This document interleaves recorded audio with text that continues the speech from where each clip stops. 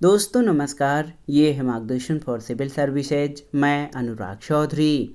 दोस्तों आज की वीडियो में आप पढ़ेंगे भारतीय राजनीतिक चिंतक और विचारक पंडित जवाहरलाल नेहरू के जीवन परिचय एवं राजनीतिक विचारों के संबंध में। दोस्तों ये वीडियो राजनीति विज्ञान विषय से स्नातक और परास्नातक कक्षाओं के छात्रों के साथ प्रतियोगी परीक्षाओं की तैयारी करने वाले अभ्यर्थियों के लिए बहुत ही उपयोगी है। तो आइए शुरू करते हैं भारतीय राजनीतिक चिंतन के अंतर्गत पंडित जवाहरलाल नेहरू के जीवन परिचय और राजनीतिक विचारों के संबंध में। दोस्तों आइए जानते हैं पंडित जवाहरलाल नेहरू के बारे में संक्षिप्त परिचय। दोस्तों आप जान लीजिए कि पंडित जवाहरलाल नेहरू स्वतंत्र भारत के प्रथम प्रधानमंत्री रहे हैं। उन्होंने स्वयं को राष्ट्रीय जीवन से इतना आत्मसात किया था कि उनके बिना हमारे लिए स्वतंत्र भारत की कल्पना भी नहीं की जा सकती है। पंडित जवाहरलाल नेहरू स्वतंत्रता और लोकतंत्र के पुजारी, शांति के अग्रदूत, एक कर्मठ जननायक के रूप में भारत की आगे आने वाली पीढ़ियों के लिए प्रेरणा स्रोत हैं। उनके जीवन और कार्यों का जो प्रभाव है हमारे चिंतन, हमारे सामाजिक संगठन और हमारे बौद्धिक विकास पर पड़ा है। जिस तरह से उन्होंने भारत की शोषित और पीड़ित जनता का उत्थान किया, देश का नवनिर्माण किया, उसका उदाहरण किसी देश के इतिहास में मिलना कठिन है। जीवन परिचय के बारे में जानते हैं। आप जानते हैं जवाहरलाल नेहरू को चाचा नेहरू के नाम से भी जाना जाता है। बच्चे उन्हें प्यार से चाचा नेहरू कहते हैं और इनका जन्म 14 नवंबर 1889 को इलाहाबाद में एक कश्मीरी परिवार में हुआ था, जिसको अब प्रयागराज कहा जाता है। दोस्तों पंडित जवाहरलाल नेहरू इस ऐसे परिवार से थे जो संपन्नता, प्रभाव की दृष्टि से बहुत ऊंचा माना जाता था। उनके पिता पंडित मोतीलाल नेहरू अपने समय के माने हुए वकील थे, जिन्होंने अपने विशिष्ट ज्ञान और तर्क शक्ति के बल पर बहुत धन कमाया और ऐशो आराम में जीवन व्यतीत किया था। दोस्तों जवाहरलाल नेहरू के रहन सहन पर पाश्चात्य सभ्यता का पूरा प्रभाव था। बालक जवाहरलाल का लालन पोषण भी ऐसी ही वैभवपूर्ण परिस्थिति में हुआ था। पिता पाश्चात्य रहन सहन से प्रभावित थे। उनकी माता स्वरूप रानी की हर सांस भारतीय संस्कृति में बसी हुई थी। तो इस प्रकार एक मिश्रित और अनोखे वातावरण में नेहरू जी का बचपन बीता था।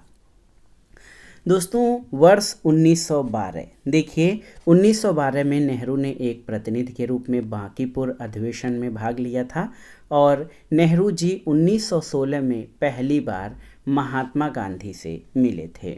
सितंबर 1923 में पंडित नेहरू अखिल भारतीय कांग्रेस समिति के महासचिव बने थे। और आप जान लीजिए कि भारतीय राजनीतिक रंगमंच पर जवाहरलाल नेहरू का आविर्भाव धीमी गति से हुआ, लेकिन उनका प्रभाव अमिट था। 1926 तक उन्होंने राष्ट्रीय आंदोलन में कोई खास योगदान तो नहीं दिया। वे केवल कुछ अपनी यूरोप यात्रा के बीच 1927 में ब्रुसेल्स जो राजनीतिक यात्रा थी उसमें उन्होंने गांधी जी का अनुसरण किया। 1926 में वो 9 माह के लिए यूरोप गए थे। अपनी यूरोप यात्रा के बीच 1927 में उन्होंने ब्रुसेल्स बेल्जियम में समाजवादियों और साम्यवादियों की कांग्रेस में भाग लिया और इसका उनके जीवन और मन पर गहरा प्रभाव पड़ा था। दोस्तों 1923 में आप जानते हैं कि सितंबर 1923 में पंडित नेहरू अखिल भारतीय कांग्रेस समिति के महासचिव बने थे। और एक महत्वपूर्ण वर्ष है 1929। वर्ष 1929 में पंडित नेहरू भारतीय राष्ट्रीय कांग्रेस के सम्मेलन के अध्यक्ष चुने गए।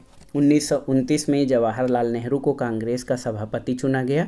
दिसंबर 1929 में उन्होंने कांग्रेस के लाहौर अधिवेशन, जो कि ऐतिहासिक अधिवेशन है, उसकी अध्यक्षता की और पूर्ण स्वतंत्रता या पूर्ण स्वराज को भारत का लक्ष्य घोषित किया।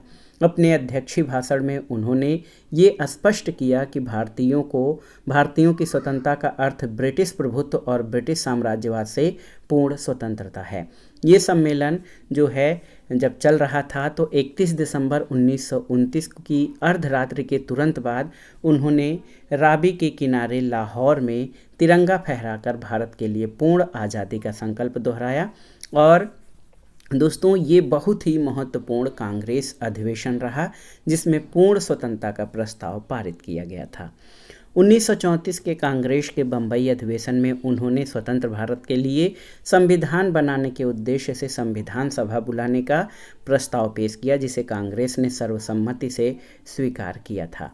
दोस्तों, नेहरू ने 1935 का भारत सरकार अधिनियम अस्वीकार कर दिया था और उसे दासता का एक नया अध्याय बताया था। गांधी जी के 1940 के व्यक्तिगत सविनय अवज्ञा आंदोलन में उन्होंने भाग लिया था और 1942 में राष्ट्रीय आंदोलन तेज हो गया था। 8 अगस्त 1942 को भारत छोड़ो आंदोलन के दौरान उन्हें गिरफ्तार करके अहमदनगर फोर्ट जेल लाया गया था और आप जान लीजिए कि अहमदनगर जेल में वे लगभग 3 वर्ष तक रहे और वहाँ पर उन्होंने, याद रखिएगा दोस्तों, अहमदनगर फोर्ट में, अहमदनगर जेल में वो 3 वर्ष तक रहे। वहाँ उन्होंने अपनी प्रसिद्ध पुस्तक भारत की खोज यानी डिस्कवरी ऑफ इंडिया की रचना की। और आप जान लीजिए कि अगस्त 1946 में वायसराय लॉर्ड बेवेल ने नेहरू जी से केंद्र में अंतरिम सरकार बनाने के लिए कहा था। 13 दिसंबर 1946 को संविधान निर्मात्री सभा में उन्होंने अंतरिम सरकार के अध्यक्ष के रूप में उद्देश्य प्रस्ताव रखा था, जिसके द्वारा भारत की आंतरिक और बाह्य नीतियों को स्पष्ट करने का प्रयास किया गया था। स्वतंत्रता प्राप्ति के बाद 1947 में वे भारत के प्रथम प्रधानमंत्री बने और इस पद पर वे वर्ष 1964 तक पदस्थ रहे थे। दोस्तों, पंडित जवाहरलाल नेहरू भारत के प्रथम प्रधानमंत्री बने और 27 मई 1964 के दिन तक यानी अपनी मृत्यु के समय तक वो इस पद पर रहे। लगभग 17 वर्षों के अपने कार्यकाल में उन्होंने स्वतंत्र भारत को एक सबल आर्थिक और राजनीतिक स्वरूप प्रदान किया और अंतर्राष्ट्रीय क्षेत्र में भी भारत की प्रतिष्ठा को जमाने का श्रेय उन्हीं को है। पंडित नेहरू की प्रमुख रचनाओं के बारे में जान लेते हैं। दोस्तों, पंडित नेहरू केवल राजनीतिज्ञ और स्वाधीनता स्वतंत्रता संग्राम सेनानी ही नहीं थे, बल्कि एक दार्शनिक विचारक और विद्वान थे। विश्व इतिहास की झलक यानी ग्लिम्सेज ऑफ वर्ल्ड हिस्ट्री ये 1934 में उनके द्वारा प्रकाशित बुक है। इसके अलावा आत्मकथा या एन ऑटोबायोग्राफी 1936 में प्रकाशित हुई थी। भारत की खोज बहुत ही महत्वपूर्ण है, द डिस्कवरी ऑफ इंडिया, इसका प्रकाशन 1947 में हुआ था। द यूनिटी ऑफ इंडिया यानी भारत की एकता भी पंडित नेहरू की महत्वपूर्ण पुस्तक है। अब आइए जवाहरलाल नेहरू के राजनीतिक विचारों के बारे में जान लेते हैं। सबसे पहले आइए जानते हैं नेहरू जी ने साम्राज्यवाद और फांसीवाद का प्रबल विरोध किया था। दोस्तों, नेहरू जो है वो लोकतंत्रवादी थे। आप जान लीजिए, जवाहरलाल नेहरू लोकतंत्र में विश्वास करते थे। उन्होंने साम्राज्यवाद और फांसीवाद का प्रबल विरोध किया था। दोस्तों, नेहरू का व्यक्तित्व जो है बहुत ही महत्वपूर्ण था। नेहरू का चिंतन और उनका जो कार्यकलाप था इस बात के प्रतीक हैं कि वे महान लोकतांत्रिक थे। नेहरू जी ने लोकतंत्र को केवल राजनीति के क्षेत्र तक सीमित नहीं रखा, बल्कि आर्थिक और सामाजिक क्षेत्र को भी लोकतंत्र की परिधि में लिया। उनका कहना था कि नागरिकों को केवल राजनीतिक स्वतंत्रता देना ही पर्याप्त नहीं, उन्हें अवसरों की समानता दी जानी चाहिए। तो इस आधार पर उन्होंने फांसीवाद और साम्राज्यवाद का विरोध किया। इसका जो सबसे प्रमुख कारण ये है कि साम्राज्यवाद शोषण पर आधारित है।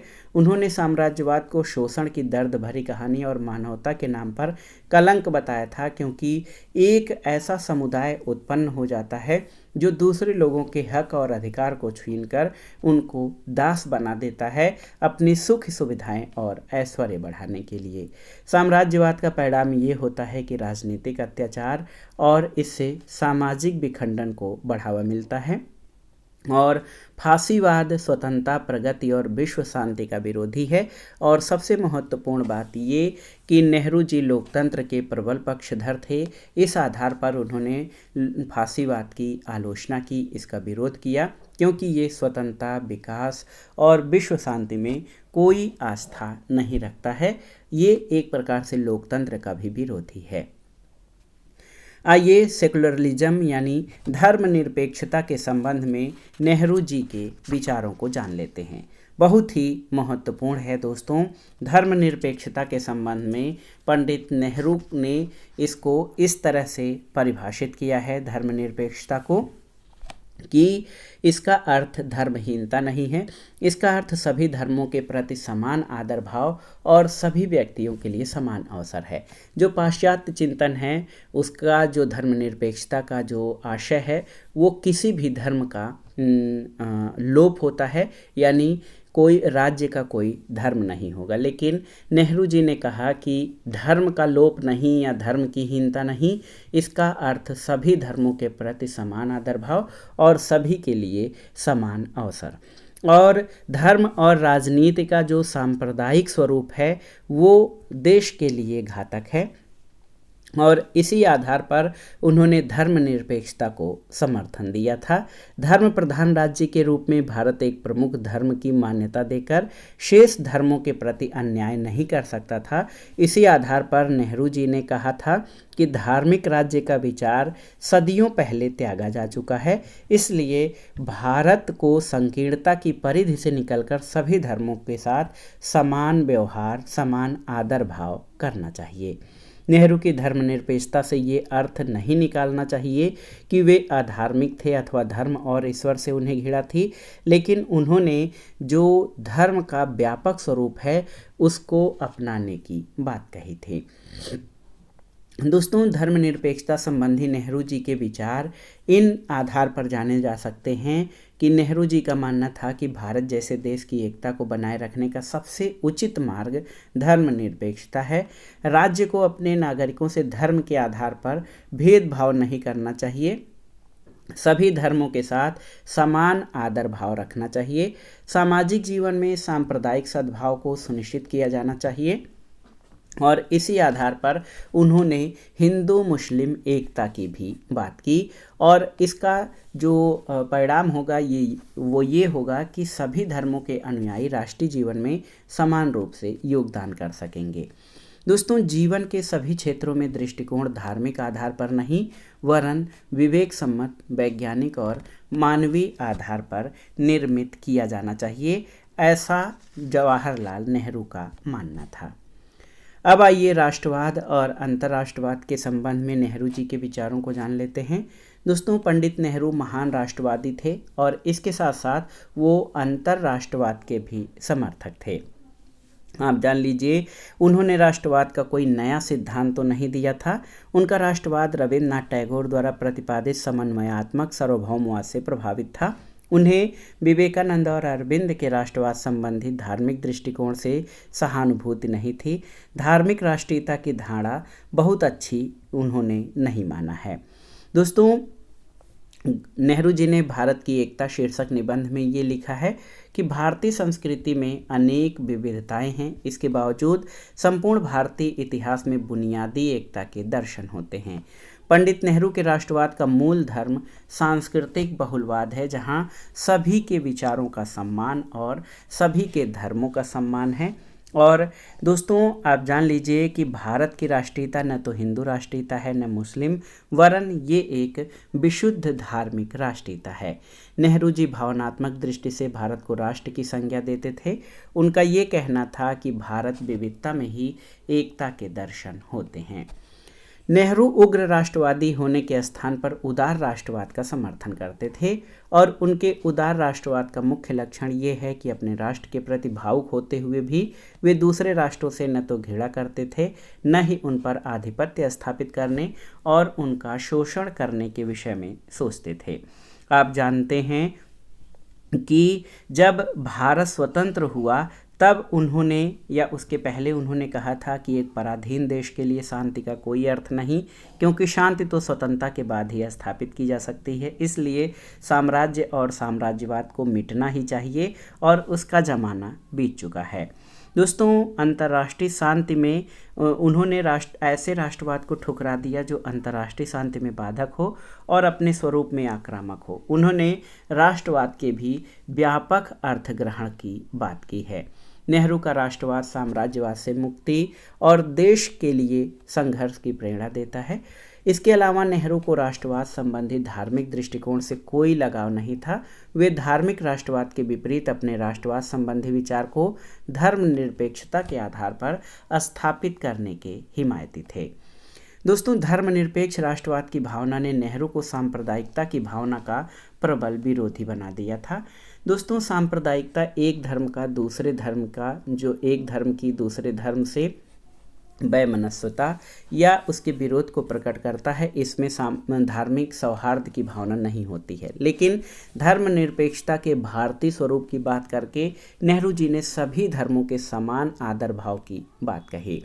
पंडित नेहरू राष्ट्रवाद का समर्थक होते हुए भी अंध राष्ट्रवाद के समर्थक नहीं थे और उनकी कृति है ग्लिम्सेज ऑफ वर्ल्ड हिस्ट्री यानी विश्व इतिहास की झलक में उन्होंने राष्ट्रवाद के विकृत स्वरूप के प्रति चेतावनी देते हुए कहा कि राष्ट्रवाद अपनी जगह ठीक है, लेकिन ये एक अविश्वस्त मित्र और असुरक्षित इतिहासकार है और बहुत सारी घटनाओं के प्रति ये हमारी आंखों पर पट्टी बांध देता है और कभी कभी सच्चाई को तोड़ मरोड़ कर पेश करता है, खास तौर पर जब इसका सरोकार अपने देश से हो। तो इस तरह से आप कह सकते हैं कि जवाहरलाल नेहरू उग्र राष्ट्रवाद और अंध राष्ट्रवाद के प्रबल विरोधी थे, लेकिन उन्होंने राष्ट्रवाद को व्यापक अर्थ के रूप में ग्रहण करने की हिमायत की है। राष्ट्रवाद के साथ पंडित नेहरू अंतर्राष्ट्रीयवाद के भी समर्थक थे। अंतर्राष्ट्रीयवाद का अर्थ ये हो जाएगा कि शांतिपूर्ण सह अस्तित्व, यानी पूरी दुनिया के देशों के साथ शांतिपूर्ण सह अस्तित्व और विश्व राज्य का आदर्श, ये अंतर्राष्ट्रीयतावाद से जुड़ा है। तो याद रखिए, नेहरू महान अंतर्राष्ट्रीयतावादी थे। वे शांतिपूर्ण सह अस्तित्व और एक विश्व राज्य के आदर्श में विश्वास करते थे और संयुक्त राष्ट्र संघ के आदर्शों में उनका दृढ़ विश्वास है। और आप जान लीजिए कि उनके जो अंतर्राष्ट्रवाद संबंधी विचार हैं उसके आधार पर उन्होंने गुटनिरपेक्षता की नीति का समर्थन किया, पंचशील के सिद्धांतों के प्रति आस्था व्यक्त किया, साम्राज्यवाद और उपनिवेशवाद का विरोध, संयुक्त राष्ट्र संघ में गहरा विश्वास, एशियाई और अफ्रीकी देशों के स्वतंत्रता का प्रबल समर्थन।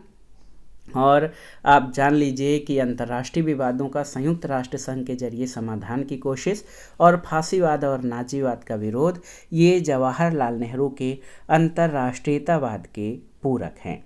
दोस्तों, आप जानते हैं कि गुटनिरपेक्षता का अर्थ गुटों से अलग होना है, अलग रहना है, शीत युद्ध में भाग न लेना है और अपनी स्वतंत्र विदेश नीति का पालन करना है।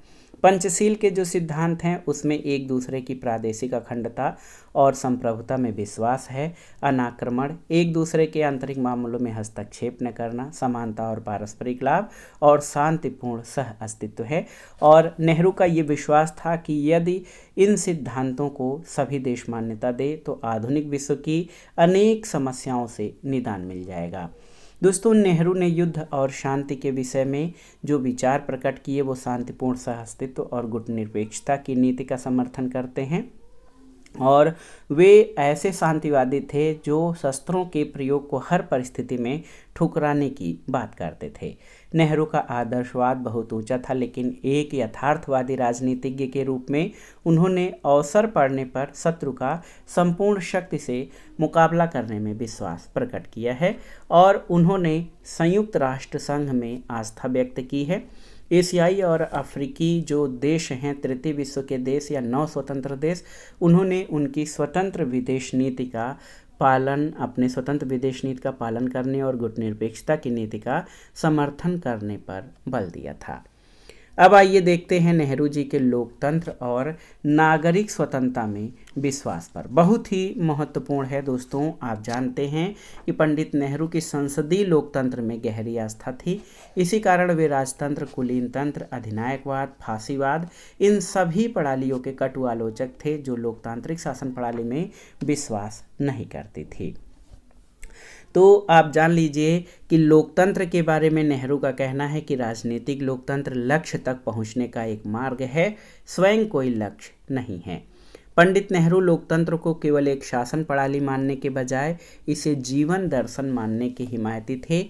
इस संदर्भ में उन्होंने कहा है कि लोकतंत्र अंततोगत्वा एक जीवन पद्धति या लाइफ स्टाइल है। ये एक सोचने का ढंग है, परिस्थितियों से निपटने का एक तरीका है और उन बातों को बर्दाश्त करने का जिन्हें हम पसंद नहीं करते हैं। तो एक तरह से देखा जाए तो नेहरू अपने विरोधियों के विचारों के प्रति भी सहनशीलता और सम्मान की भावना रखते थे और ये उनके विस्तृत दायरे वाले लोकतंत्र का परिचायक है। इसके अलावा आप जान लीजिए कि पंडित नेहरू ने लोकतांत्रिक समाजवाद की धारणा में विश्वास किया। जो डेमोक्रेटिक सोशलिज्म है उस धारणा में विश्वास था पंडित नेहरू का। दोस्तों आप जान लीजिए कि पंडित नेहरू लोकतंत्र में गहरी आस्था रखते थे, लेकिन वे आर्थिक क्षेत्र में हस्तक्षेप की नीति के समर्थक नहीं थे। नेहरू जी का मानना था कि भारत की आर्थिक समस्याओं का हल समाजवाद में ही है।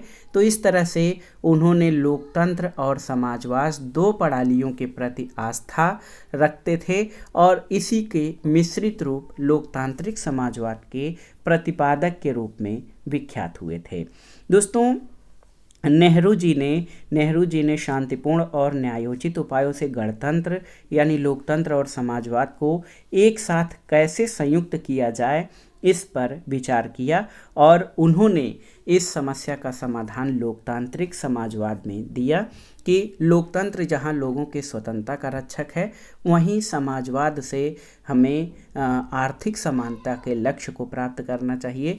और इसी आधार पर भारत में जो प्लान्ड इकॉनमी या पंचवर्षीय योजनाओं के साथ साथ जो सरकारी उद्योग, सरकारी क्षेत्र के उद्योग धंधे स्थापित किए गए, वहीं निजी क्षेत्र का भी अस्तित्व बनाए रखा गया और मिश्रित अर्थव्यवस्था की कल्पना की गई कि एक तरफ देश का आर्थिक विकास भी हो और लोगों का कल्याण भी हो।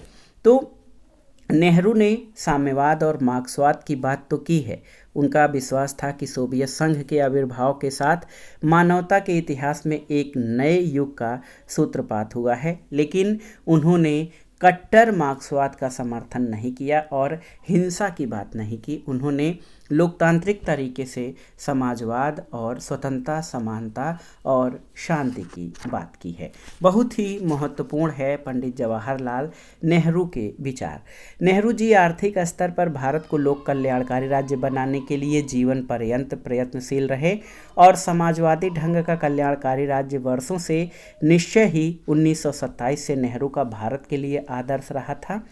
भारत को जन कल्याणकारी रूप देने में नेहरू ने सामुदायिक योजना को पर्याप्त महत्व दिया और भारत के लिए नेहरू जिस कल्याणकारी राज्य को चाहते थे उसमें गरीबी और पिछड़ेपन का कोई योगदान नहीं था, क्योंकि नेहरू जी ने केवल आदर्शवाद की बात नहीं की, अपनी सोच को उन्होंने व्यवहार और यथार्थ में भी उतारने का प्रयास किया। और इसका सबसे महत्वपूर्ण उदाहरण ये है कि उनकी नीतियाँ जो राष्ट्रीय विकास के लिए, अंतर्राष्ट्रीय शांति के लिए उनकी जो नीतियाँ थीं, आप जान लीजिए बहुत ही महत्वपूर्ण है। जो नेहरू जी की नीतियाँ थीं उनको इस तरह से उन्होंने क्रियान्वित किया कि भारत राष्ट्रीय स्तर पर भी आगे बढ़े और अंतर्राष्ट्रीय क्षेत्र में भी उनकी पहचान बने या देश की पहचान बने।